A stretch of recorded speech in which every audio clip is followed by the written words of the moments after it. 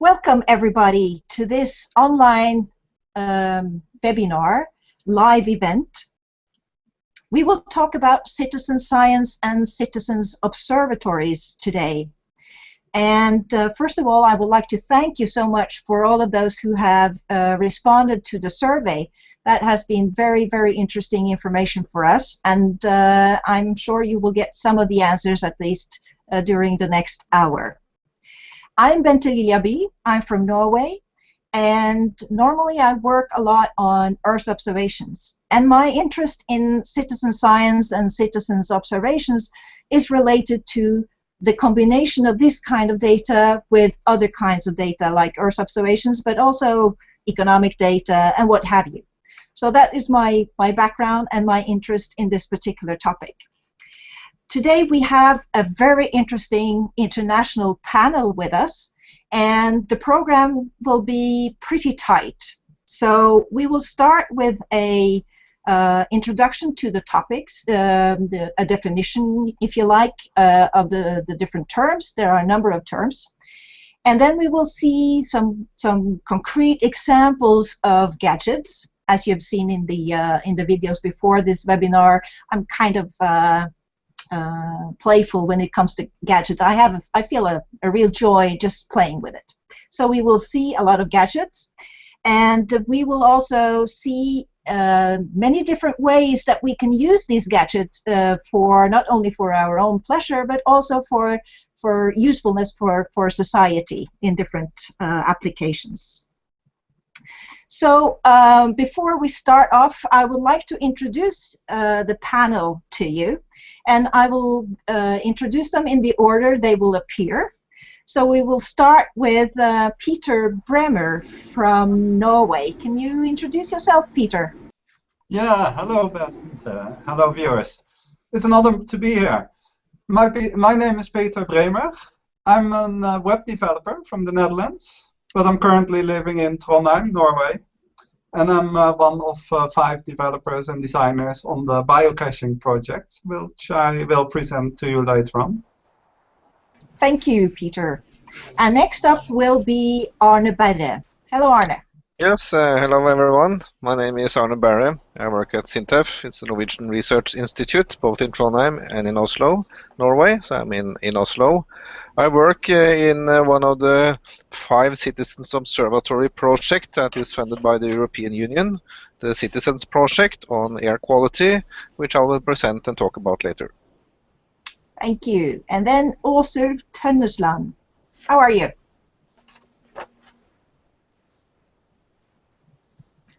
Can you unmute yourself, Aasulv? Sorry. Sorry, yes, you already said my name, Aasulv Tonnesland. Sorry for that special Norwegian letters that is making life difficult for the English viewers here. I am the founder and CTO of CITI-SENSE, a project company where we are developing a personal UV sensor, and I'm going to talk a little bit more about that later on. Thank you. And then we go over the Atlantic to Gilbert Ross. Hello, I'm Gil Ross. I'm the Senior Director of Medicine and Life Sciences at the American Council on Science and Health.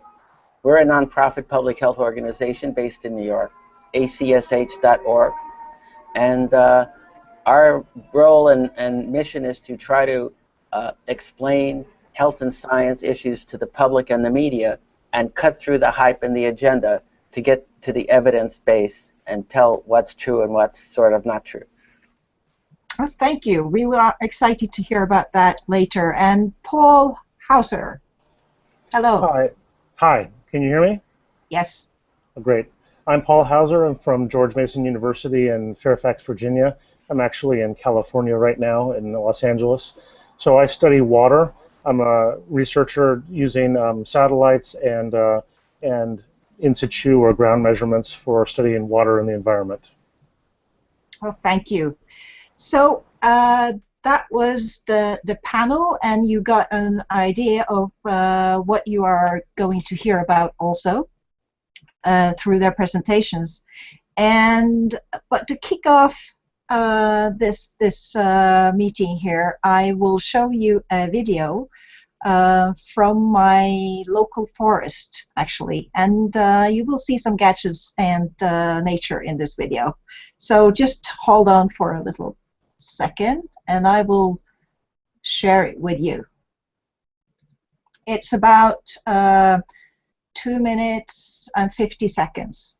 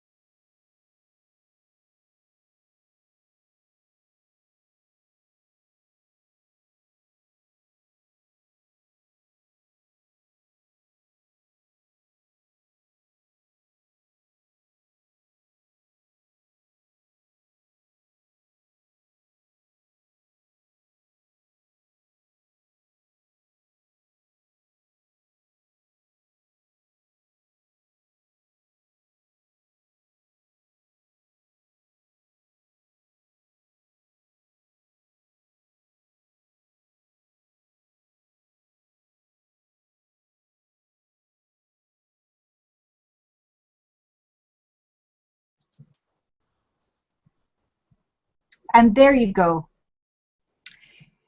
That was one example of citizens observing, you might say.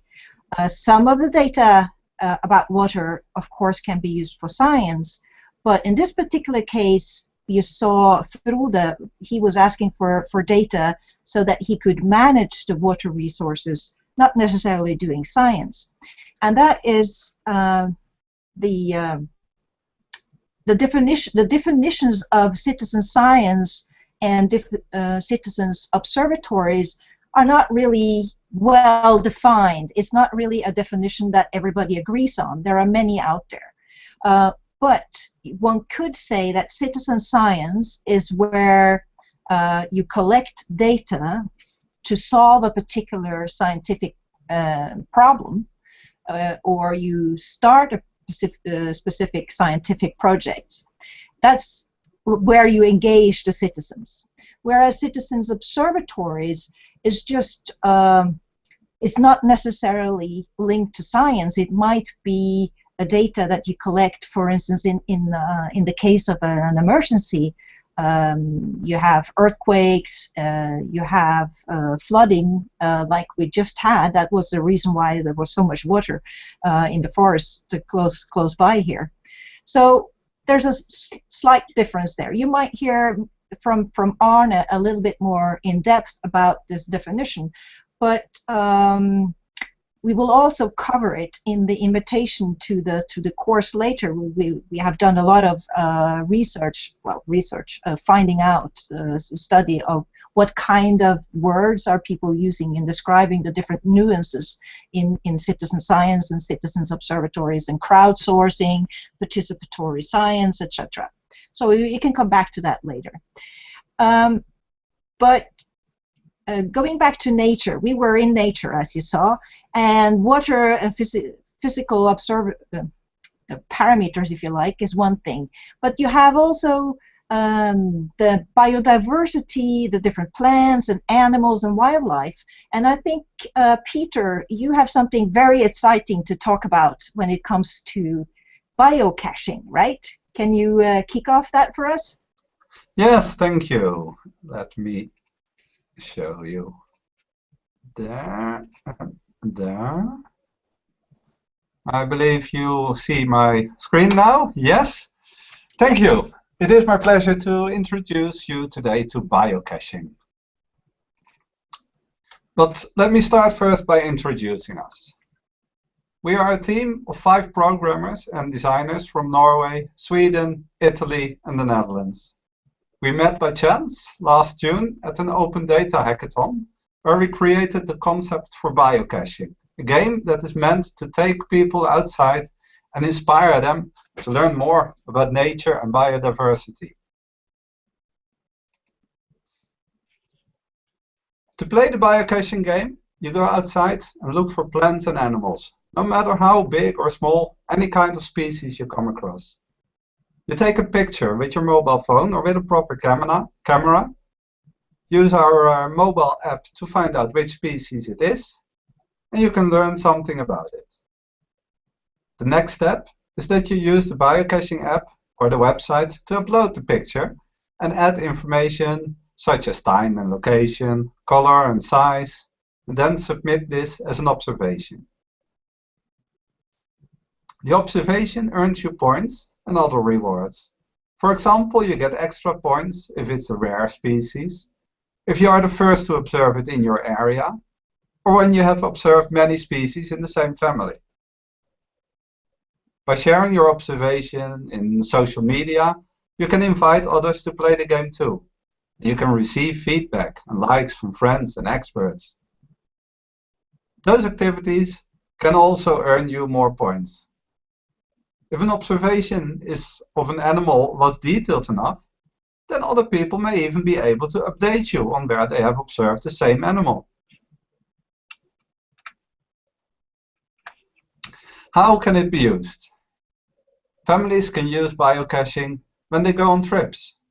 Parents can use it as a tool to teach their children about the local wildlife they come across. They can activate the children by creating virtual recipes and have the children find all ingredients for a salad or a soup. BioCaching can also be used by schools and scout groups. Imagine a class going out for a day to observe nature and using their mobile phones and tablets to take pictures, identify species, and submit their observations. At the end of the day, the teacher can use the BioCaching website to go through the observations and discuss what the children have found.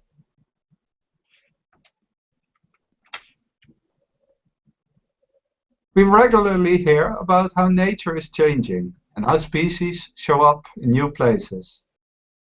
The observations that are submitted with BioCaching will be forwarded to national and international databases, which helps researchers investigate the amount and spread of specific species. By playing BioCaching, you contribute to research and to the conservation and protection of wildlife. BioCaching is a simple tool that can help researchers understand what is happening. BioCaching is citizen science. But first and foremost, we think BioCaching will be a fun activity that will engage people of all ages, all over the world. By playing the BioCaching game, you learn about the nature around you, and we think this will trigger a wider interest in the ecosystems and the importance of preserving biodiversity. Thank you very much for watching this presentation. For more information, you can contact us on our website at biocaching.com or our Facebook page. Thank you. That was sounds like a very fun app to play with there, Peter. I will definitely test it out. That's for sure. Thank you. Yeah. So that was a couple of examples from being out in nature, and what you can do with modern technology there to contribute to citizen science or citizens observatories. But most of us actually live in cities, and there are plenty of stuff and cool things you can do in urban areas as well. And Arne, I think you have some interesting projects to talk about for us. Yes, I'm happy to be able to talk about basically a set of projects grouped under the heading of citizens observatories in Europe. In particular, one example, the CITI-SENSE on air quality, but there are also others that I will present. So I guess you will be able to access our web pages later by the references here. This is a grouping page for 5 different citizens observatory projects, which you see down to the right here. And here is the overview. CITI-SENSE is on monitoring and measuring air quality. We have CIT clubs on water quality, color, transparency, and fluorescence. We have also one on biodiversity, as we just heard about, cobweb. We sense it on water again and flooding, and Omniscientist, which is on odor related to smell from factories and other industrial areas. So these have been actually active since 2012, so they are now having interesting results. And in particular on the CITI-SENSE project, which is on improving the quality of life in cities, but in particular related to understand how air quality have an impact on people's health. We are doing experiments with 9 different cities. You see down on the bottom here: Barcelona, Belgrade, Edinburgh, Haifa, Ljubljana, Oslo, Ostrava, Vienna, and Vitoria. And this is being done by engaging citizens into using sensors and also providing their own observations. This is just a map, and you see it's a fairly large project, 4 years and 12 million euros in funding, and a number of organizations in different countries involved, including also partnership with South Korea and Australia. Here is just a link of organizations that I will not spend time on now. So the idea is that we can collect data from mobile sensors and use that for various purposes and have the citizens involved in the whole process. By having a number of mobile sensors, we can cover measurements much more effectively than the more professional, expensive static sensors. So this opens up for new opportunities.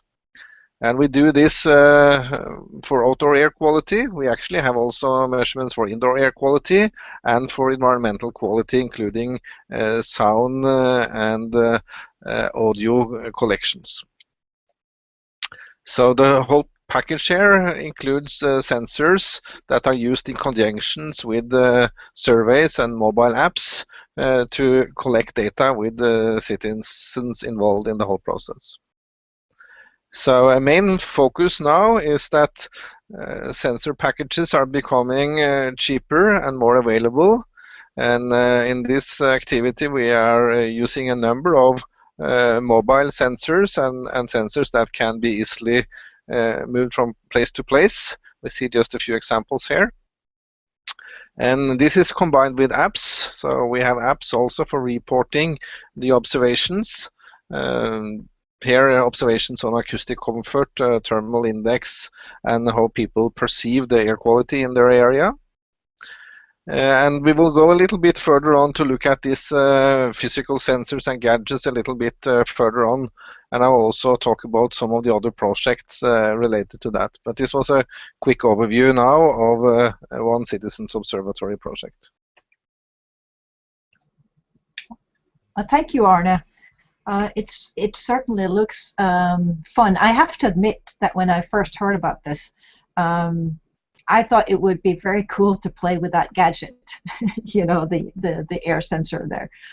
But the thing is that one of the reasons why we are all here today is that as a citizen, not a professional, but as a citizen, I wanted to contribute.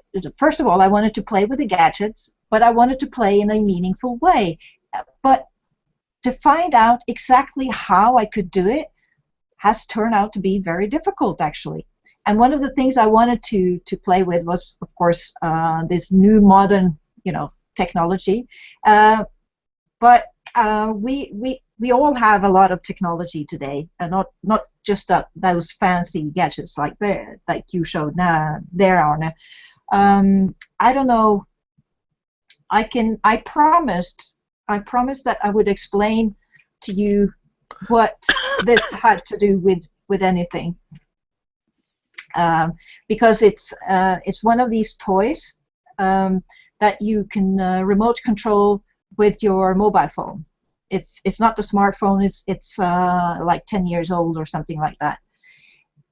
And I bought it just because it was fun. There was nothing useful with this car. But what you might find interesting, that this little thing here was a demonstration of the Bluetooth technology. And that technology is actually very important when it comes to these modern sensors that we as individuals are playing with. So that's the link between citizen science and observatories today and this little useless car.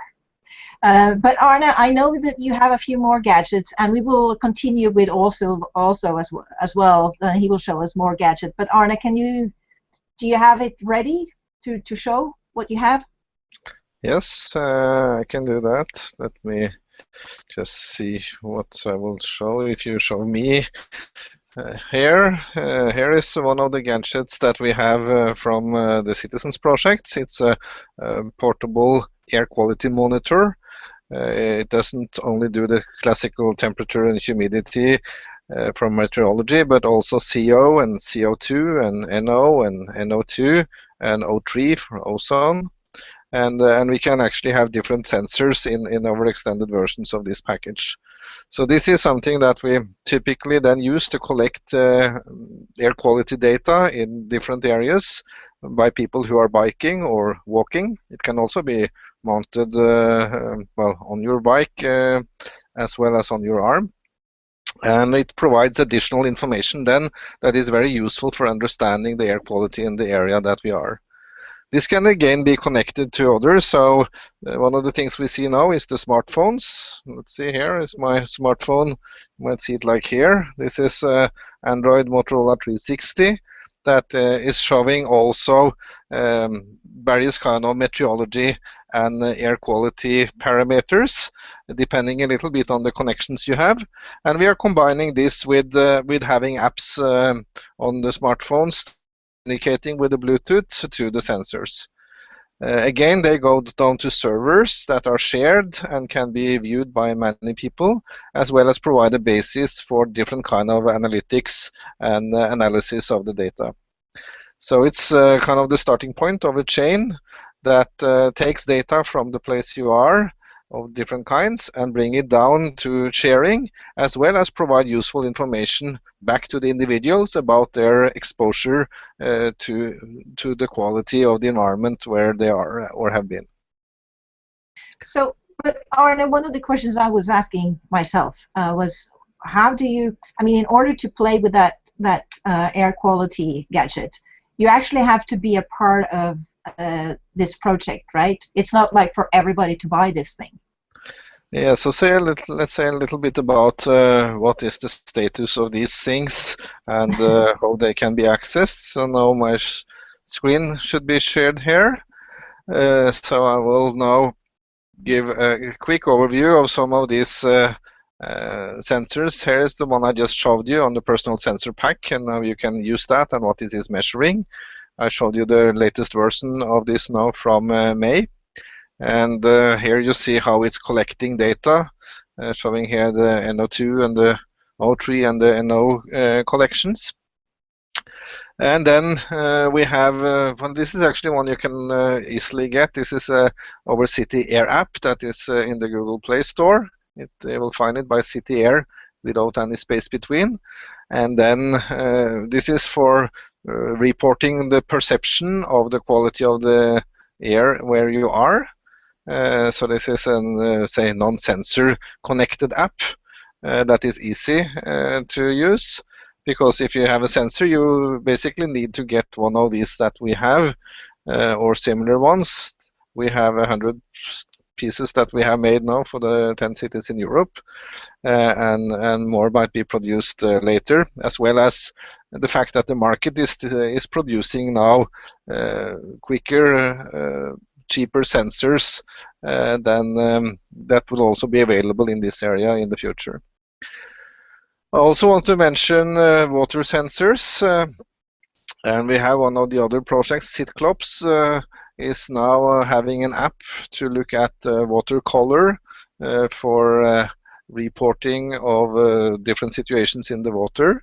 Also making a very easy do-it-your-own disk that you can put into the water, and when it disappears you can measure the depth of that, which is also an interesting aspect of water color and characteristics reporting, where there are some associated apps also that helps to analyze the color transparency and other aspects of the water. This is also available in the Google Store and the App Store and can be easily used and supported. Then we have some variations of biodiversity, which we heard also a bit about in the gamified version earlier. Here is from the Cobweb project, where you can do surveys classifying observations and report that associated with photos.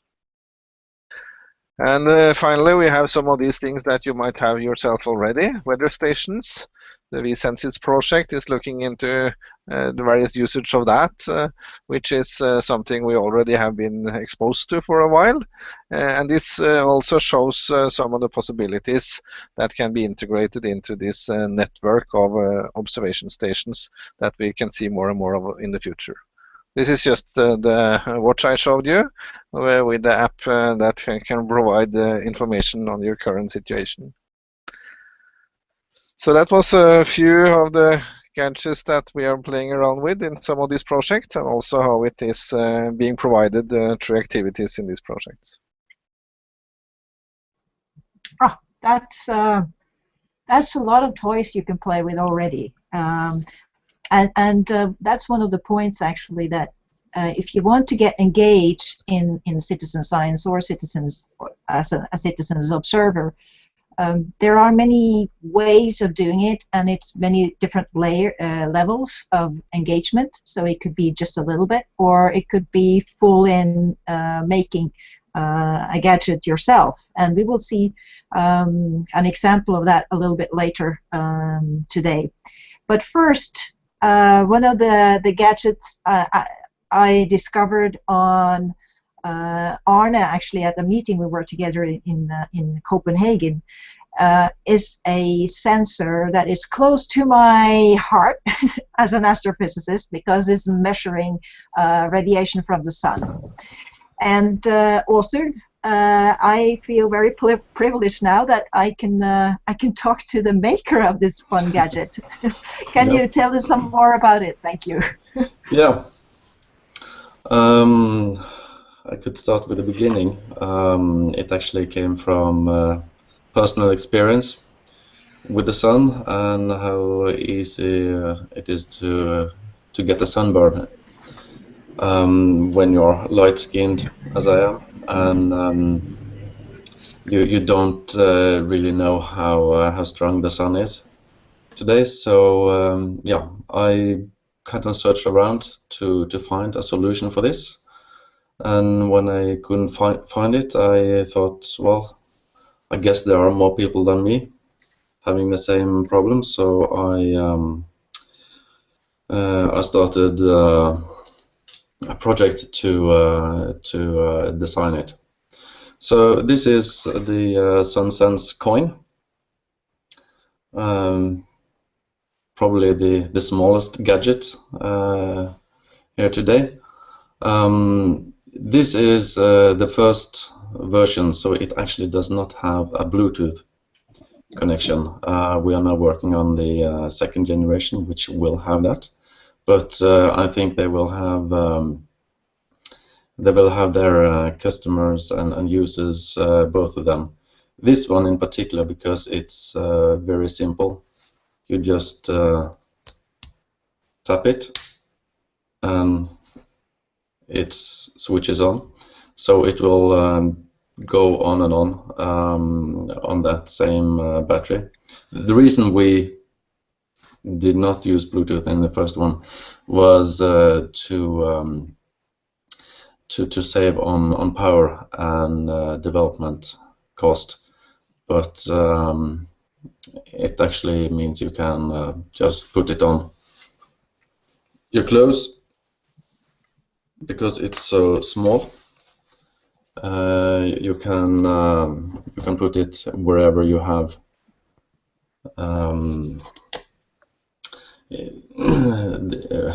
wherever you have bare skin. If you are on a bicycle, if you are doing gardening work, wherever, you can put it on the shoulder strap on your trousers, and it has a UV sensor with a erythema spectre, so that it actually senses UV light the same way as the skin does. So you can compare it, think of it as a Geiger counter for the sun. This one will count the dose, the total UV exposure you get throughout the day, and because each person is different, you will have your own personal safe limit, so to say. So when you see you're getting close to your limit, then you should seek shade or put on some clothes, because avoiding sunburn is actually the single most important preventive action we can take when it comes to avoiding skin cancer. And this is a really big problem, and it's growing. So according to WHO, worldwide now, 1 in 3 cancer cases are related to skin cancer. And the statistics for this is just going up and up. So in Australia, they now calculate that about 70% of the population is expected to develop some form of skin cancer during their lifetime. So we are looking at a huge problem here.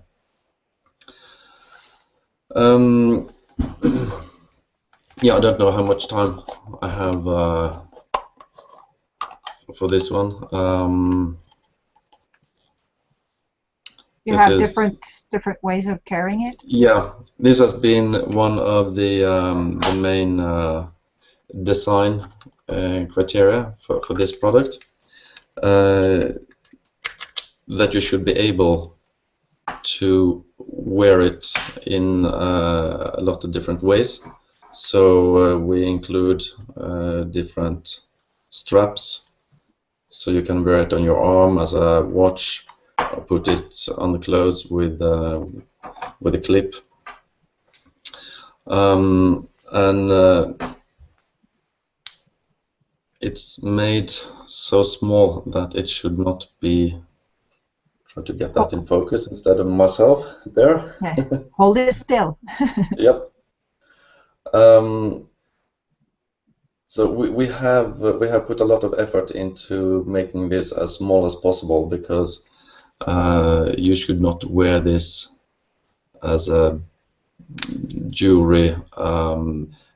We kind of realize that most people, this is not for geeks only. This is for everyone out there who has sometime in their life experienced a sunburn. But so the different ways of wearing it is not for cosmetics or vanity. It's actually for a purpose. It's a functionality with respect to the sun. Yeah, it's both. It's if you are doing gardening work or something, you might have your back turned towards the sun for a long period of time. Then if you have this sensor on your chest, it won't warn you about your back getting burnt. Then you should attach it to your trouser linings or wherever you expect to obtain a sunburn. The other thing is that depending on what kind of clothes you have, you might find one way of wearing it more suitable or discreet than others. So we haven't made this as a piece of jewelry that you should show off. It's something you should use discreetly. Because So because I don't have hopes to be a jewelry designer and making this so cool and nice to look at and wear that people put it on because of its looks. It is a functional device.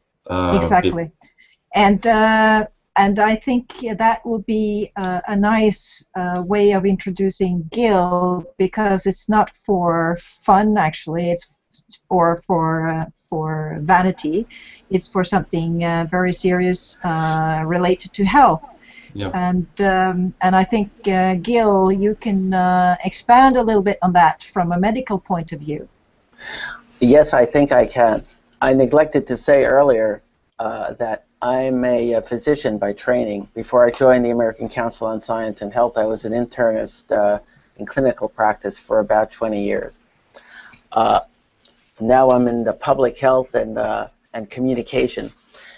And I would like to say, before I forget, that I ran across this the SunSense device in my reading up on skin cancer for this webinar, and I found it to be quite an interesting idea. A suggestion came to my mind, though, that since my problem with sunburn has in the past been falling asleep in the sun, waking up 2 hours later, finding myself red as a lobster, that the SunSense device and similar devices, I assume others exist, might be better advised to have some kind of little alert in them, either an audible alert or a vibratory alert, when a certain amount of time goes by, or when a certain amount of radiation is accumulated according to the measurement, alert the sunbather that it's time to go. Yeah, it does have. Even this one, without the Bluetooth, has this alert function. So it will give you an audible alert every time you take another dose.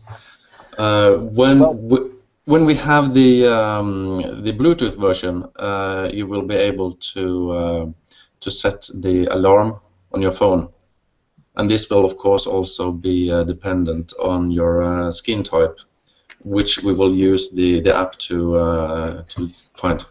Yep. Well, there goes my opportunity to get in on the ground floor, adding to this invention and possibly recouping a fortune on my percentage for my clever idea. Yeah. So I'm sorry I don't have any actual presentations, but there's the electromagnetic spectrum for UV light.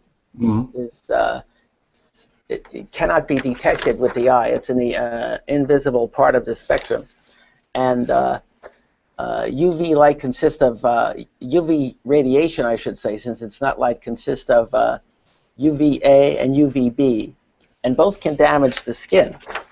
So sunscreens are the best method to protect against the skin damage of ultraviolet light, UVA and UVB. Sunscreen, however, has to be applied assiduously. You need 2 tablespoonfuls of sunscreen applied over the whole body. And although many sunscreens say that they're water resistant, that's reliable only to a small degree. It's best to keep reapplying sunscreen throughout the day. Certainly after going in the water, it's wise. And children, of course, are more sensitive. Their skin is more sensitive. And sun exposure during childhood and the teenage years is more harmful in the long range than sun exposure in the older population. Now, sun exposure also contributes to wrinkling of the skin. And that's one way I have found to get the message across to young people who especially like to go into tanning booths, which is another activity that really physicians, responsible physicians, and other caregivers, as well as parents, should advise teens especially not to indulge in tanning beds. That a healthy appearing tan can be obtained in a bottle. Spray-on tan is a much safer way to get what you could perceive to be a healthy glow. Going out in the sun and getting a tan might make you feel like you're healthy, but in fact you're actually harming your health. The statistics are rather scary. In the United States alone, 5 million people are treated every year for skin cancer, and 70,000 plus people in the United States are predicted to be diagnosed with malignant melanoma, which is the most lethal form of skin cancer, and among all cancers it is one of the most lethal. And this is the real fear that we have when we're talking about sun exposure. Besides wrinkling, and besides the other types of skin cancer, which are very, very common, basal cell cancers and squamous cell cancers are also closely related to ultraviolet exposure. These cancers, however, rarely grow to a significant degree and rarely kill, whereas malignant melanoma is one of the worst cancers to get. Thankfully, the 5-year survival rate of malignant melanoma has decreased in the last couple of decades. The number of melanoma cases has increased dramatically. It's one of the few cancers, actually, whose incidence is still rising. But the 5-year survival rate has become better. From like 50% a few years ago, it's up to about 90%. And that's not because melanoma is any kinder or gentler or another. We haven't developed any better chemotherapy or anything for that. But doctors and people in general are more aware of the danger of sun exposure and more aware of the danger of melanoma. So more doctors are performing total skin exams every year, checking behind the ears and in the nail beds and in other areas where you don't think that a lesion might occur, looking carefully, and in the scalp, looking carefully for moles that can be a harbinger of melanoma. And more doctors are removing such moles. Although there are paradigms and algorithms for determining the likelihood of a mole becoming a melanoma, doctors are becoming more amenable to removing these lesions, and the earlier you remove it, the much more likely it is that you'll survive. By the time a melanoma has spread beneath the skin into the adjoining lymph nodes, survival goes down. If you remove it before it's spread anywhere, if it's still in the upper layer of the skin, survival is over 90%. But if it's penetrated below the skin and involved lymph nodes, it goes down to 50% or thereabouts. And if it's spread to distant organs, the chances of 5-year survival are very small.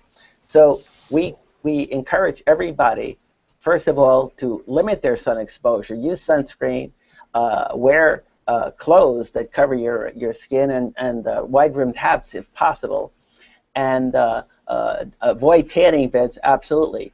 Melanoma is highly related, closely linked to UV exposure, and young people that have been exposed to tanning beds have an increased risk of melanoma.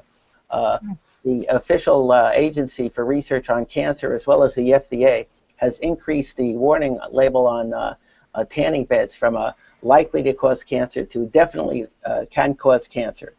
So avoid tanning beds, use sunscreens, and keep your eye on your own skin, looking for changes in moles and things like that, and get a skin evaluation, a total body skin evaluation by your primary care doctor, or even better, a dermatologist.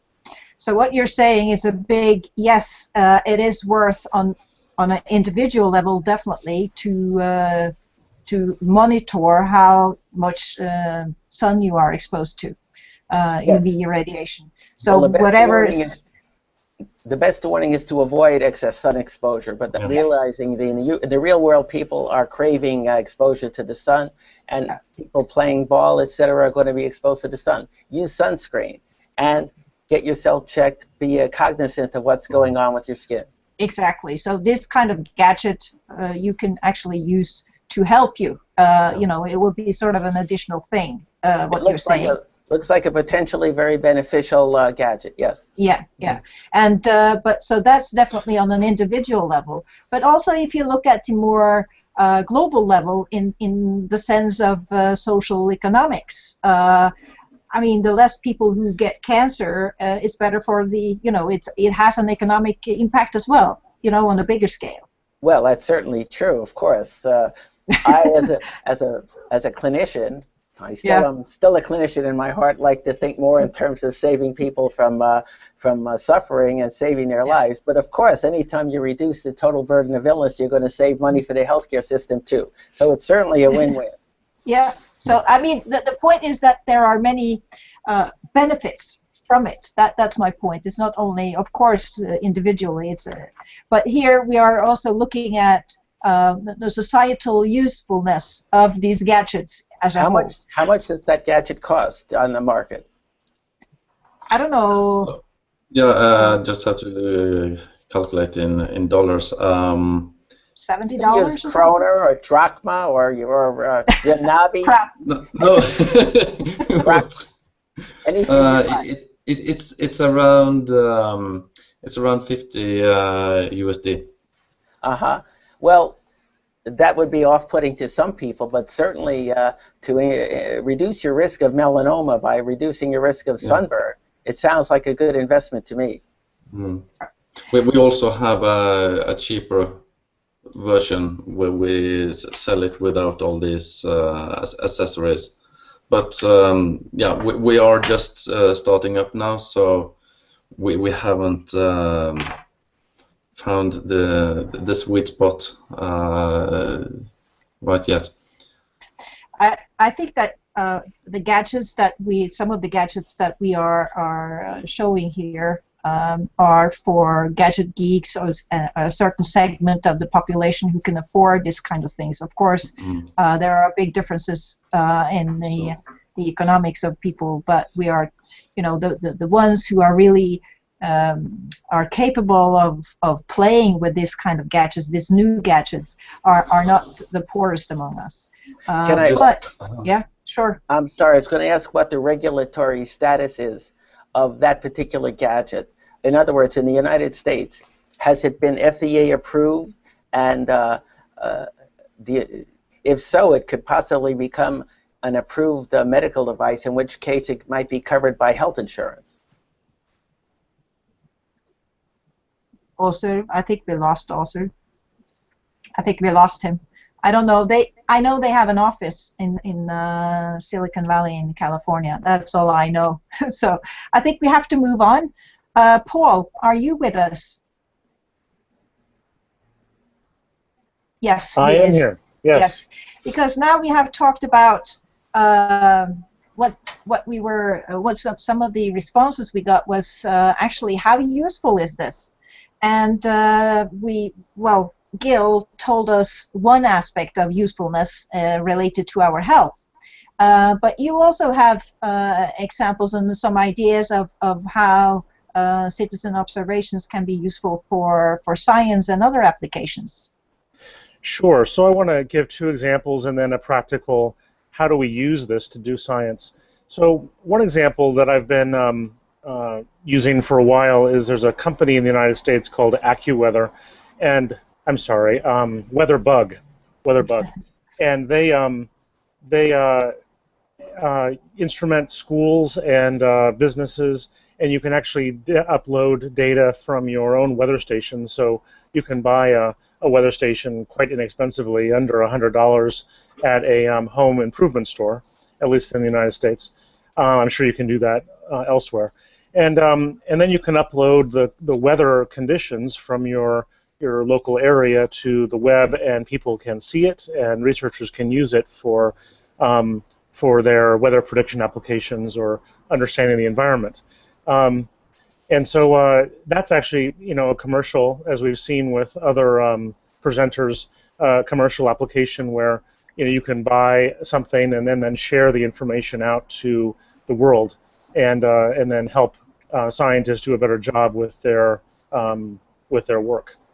So along those lines, a few years ago, I acquired a sailboat. It was a fixer-upper sailboat, quite inexpensively. Basically, I was given it free.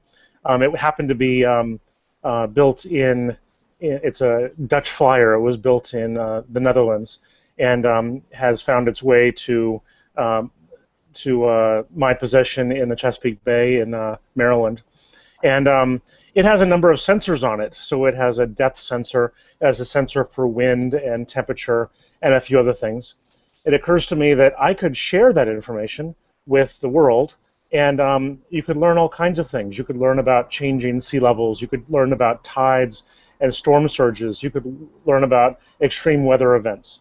So I'm in the process of trying to be an early adopter, someone who demonstrates how that data can be shared from the boat, any kind of boat, and made available to the world so that it could be used in science.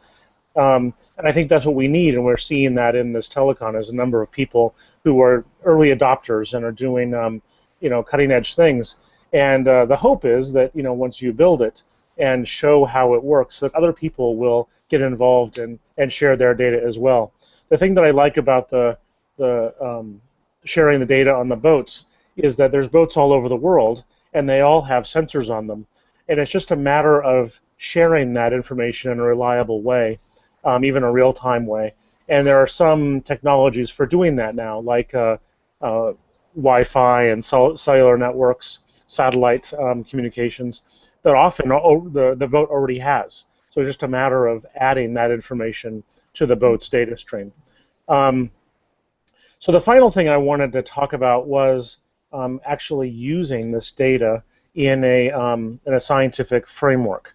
So as a scientist, and my colleagues and I have had discussions about this, we often want to really know exactly what's being measured, how it's being measured, how often the instruments have been calibrated.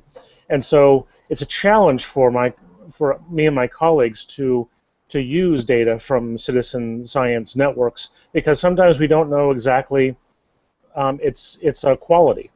So there are ways that we can improve that.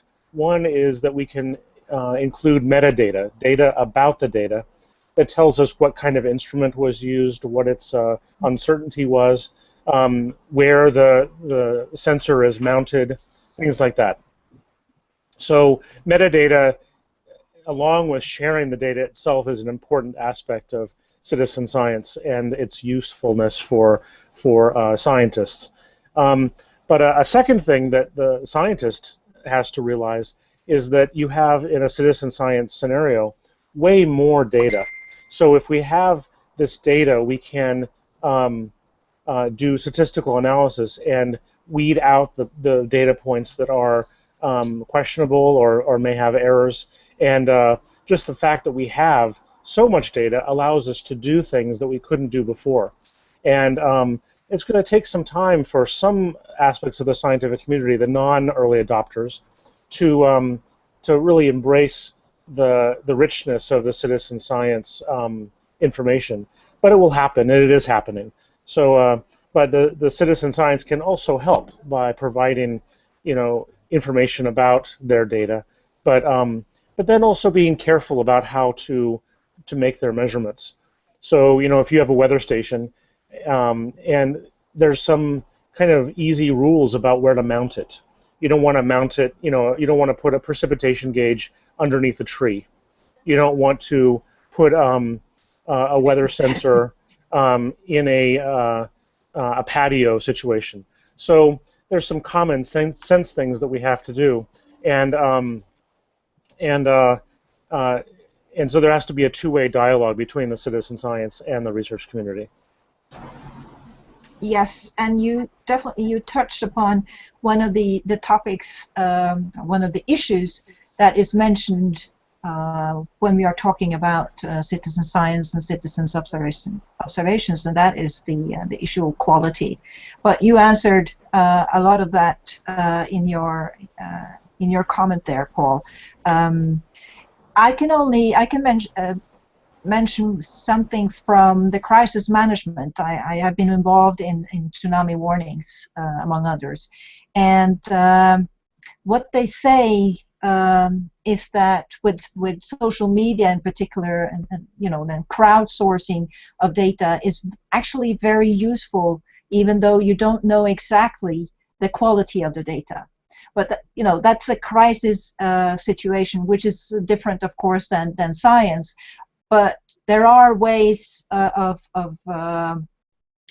going around it and use it even if it's crappy data. It depends on you just have to be conscious about the context of when you use it. I don't know, Arne, do you have anything to add to that?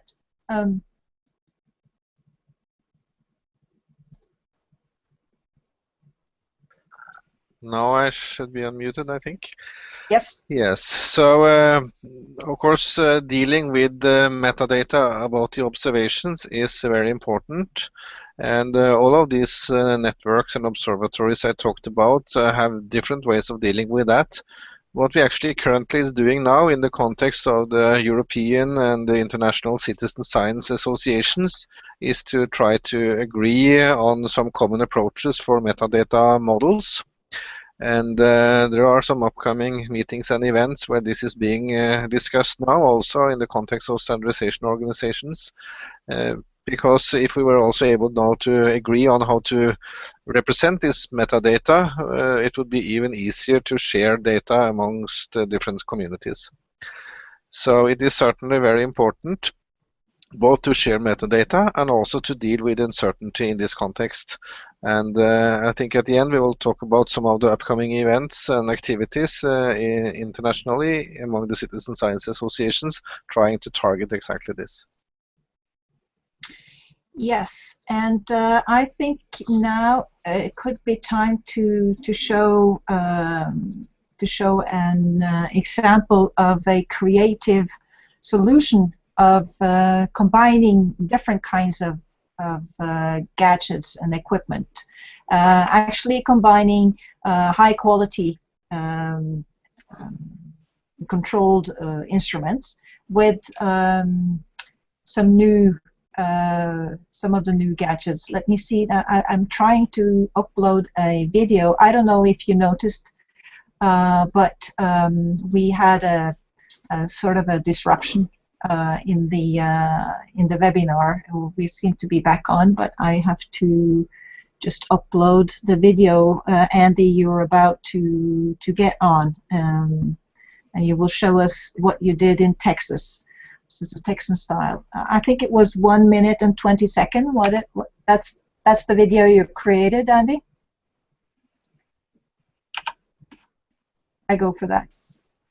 Andy, are you there? I can't hear him. I will show you what Andy. There you go. Okay. Okay, good. So I will show a short video of Andy's creativity.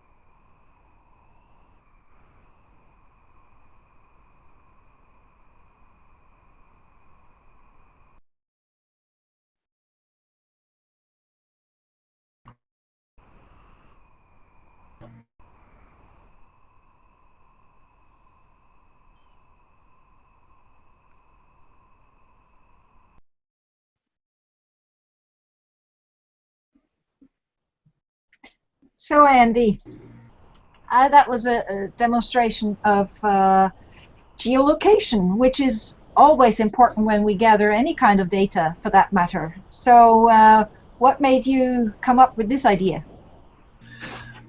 Well, it's just to speed up the process of rapidly collecting accurate data. And, you know, the surveyor is very, very interested in the metadata that we use in our processes, because that's part of the quality control process.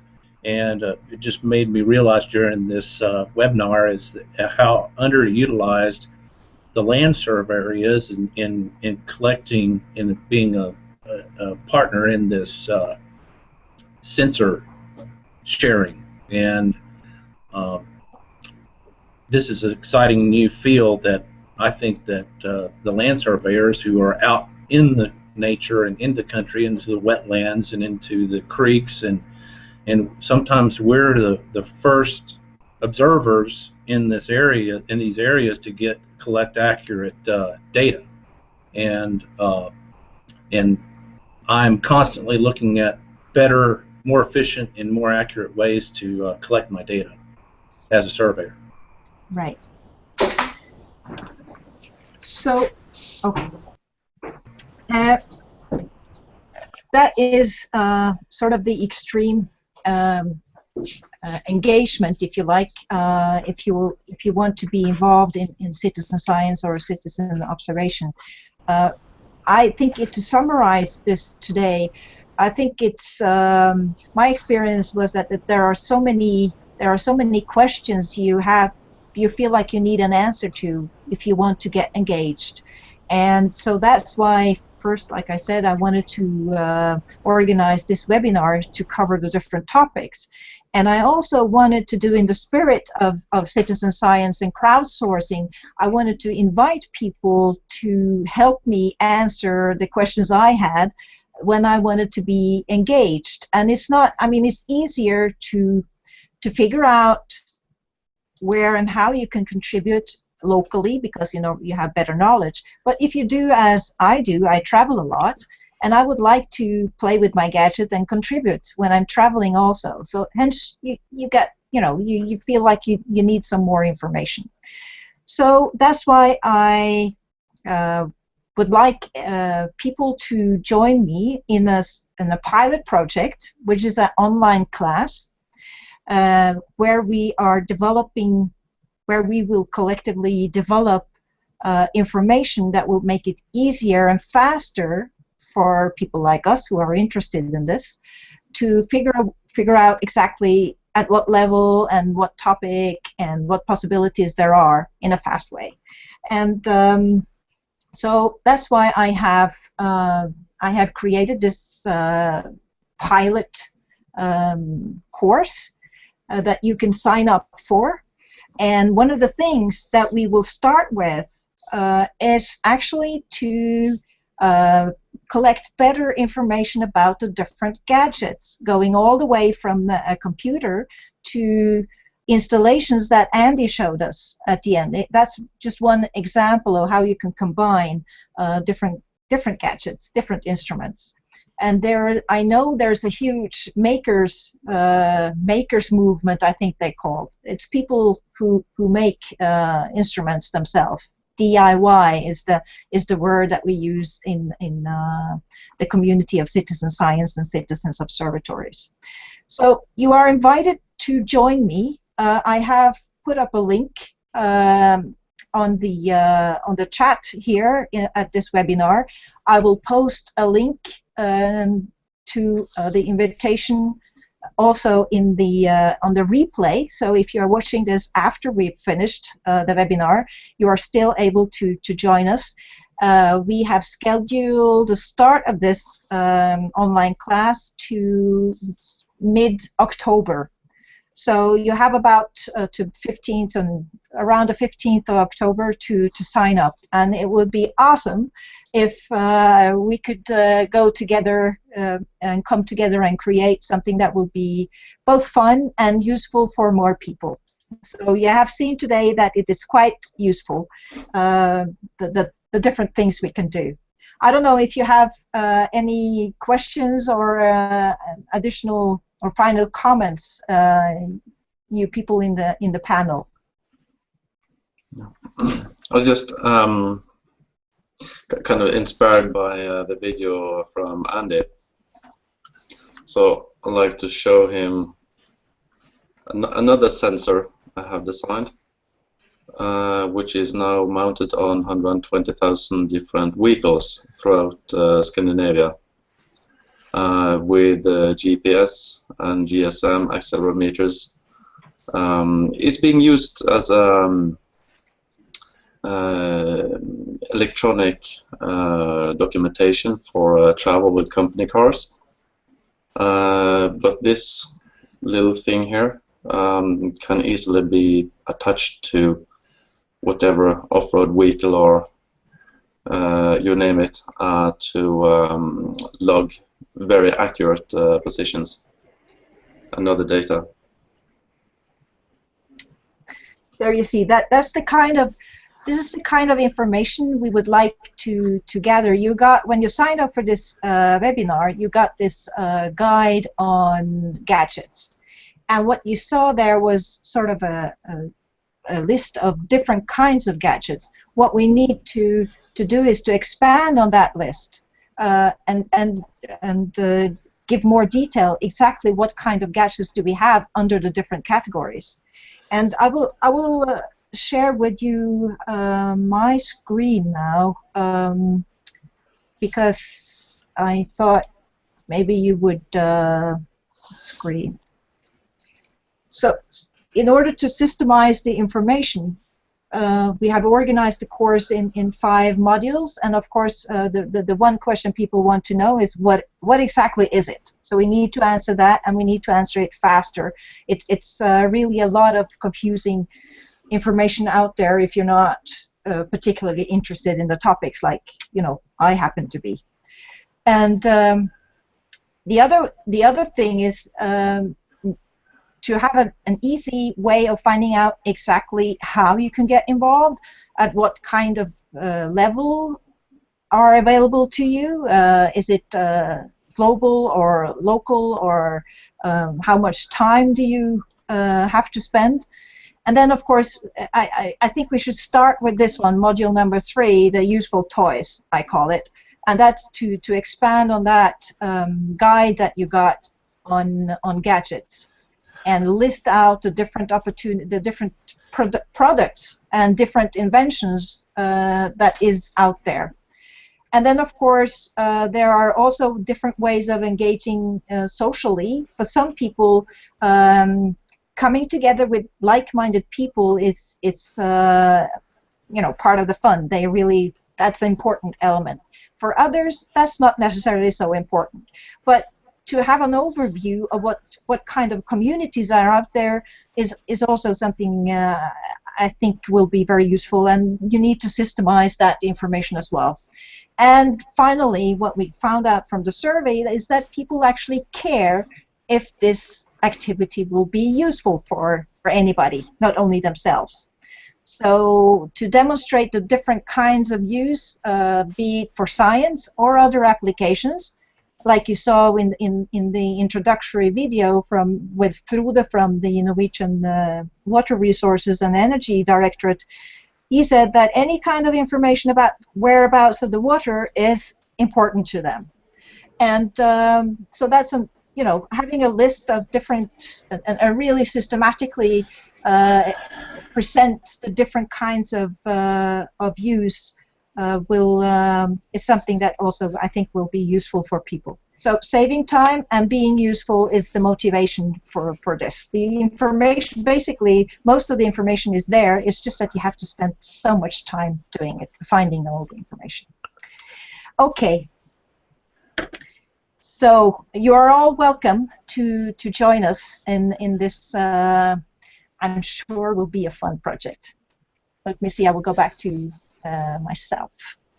So I think I don't have anything else. I want to say at this point? A final opportunity for the people in the panel? So, Bente, it's Arne here. Maybe I could point out also the international activity level here with the citizen science associations in US, in Australia, and in Europe. I don't know if you can show my screen, but there I show now the reference to the European Citizen Science Association. It's an upcoming assembly and meeting in the end of October in Barcelona, a 3-day meeting. Yep. And there will be participation there from both US and from Australia. So this is one meeting opportunity and one organization also to follow. And in addition, we have the American version of this with the Citizen Science Association.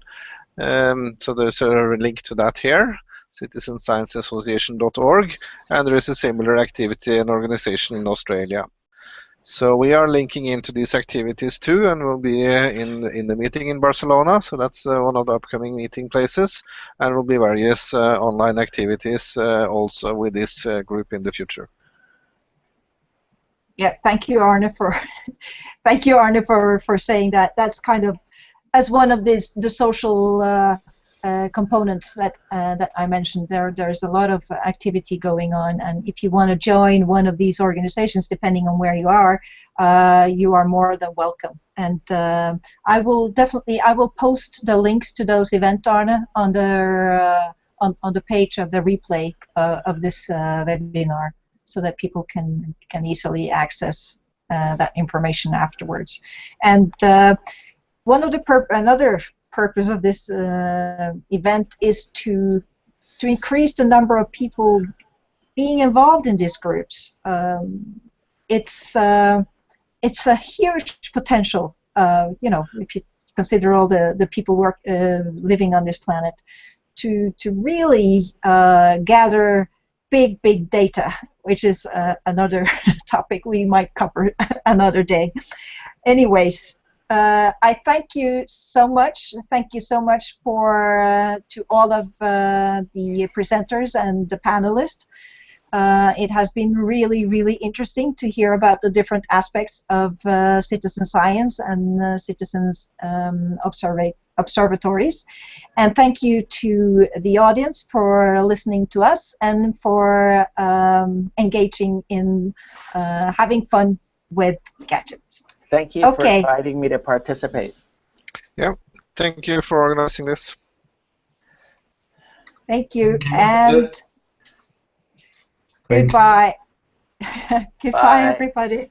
Thank you. Goodbye. Thank you.